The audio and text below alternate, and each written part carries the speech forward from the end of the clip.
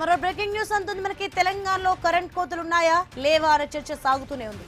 ప్రభుత్వం అంతా సవ్యంగానే ఉందంటోంది, ప్రతిపక్షాలు మాత్రం పరిస్థితి దారుణంగా ఉందంటున్నాయి. అయితే ఈ వాదనలన్నిటికీ మించి ఓ సంఘటన ఇప్పుడు హల్చల్ చేస్తోంది. కరెంట్ కష్టాలు సామాన్యులకు మాత్రమే కాదు, ఏకంగా మంత్రులకు తప్పడం లేదు. రంగారెడ్డి జిల్లా ఇబ్రహీంపట్నం సెగ్మెంట్ లో జరిగిన ఓ కార్యక్రమంలో కేంద్ర మంత్రి, రాష్ట్ర మంత్రి, ఎంపీ, ఎమ్మెల్యే వేదికపై ఉండగానే కరెంట్ మాయమైంది. ఇక మైక్ మూగబోయింది.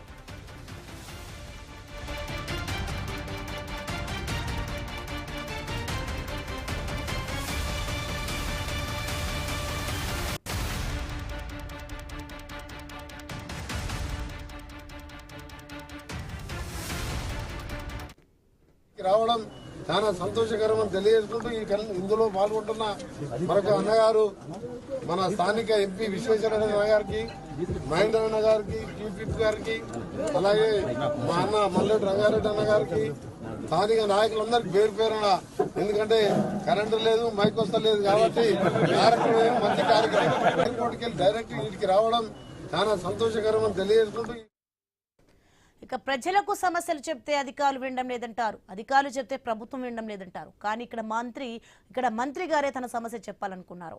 దురదృష్టవశాత్తు కరెంట్ మాత్రం వినలేదు. ఇబ్రహీంపట్నం నియోజకవర్గంలో జరిగిన కార్యక్రమంలో మంత్రి కోమటిరెడ్డి వెంకటరెడ్డి ప్రసంగం ప్రారంభించారు. పక్కనే కేంద్ర మంత్రి కిషన్ రెడ్డి, ఎంపీ కొండా విశ్వేశ్వరరెడ్డి, ఎమ్మెల్యే మల్రెడ్డి రంగారెడ్డి కూర్చున్నారు. అంతా బాగానే సాగుతుండగా మైక్ ఆగిపోయింది. మంత్రి గారి మాట మధ్యలోనే నిలిచిపోయింది. తాను ఇంకా మాట్లాడాల్సి ఉందని, కానీ కరెంట్ పోయింది, ఏం చేయలేకపోతున్నా అంటూ మంత్రి చేసిన కామెంట్ హాట్ టాపిక్ గా మారింది.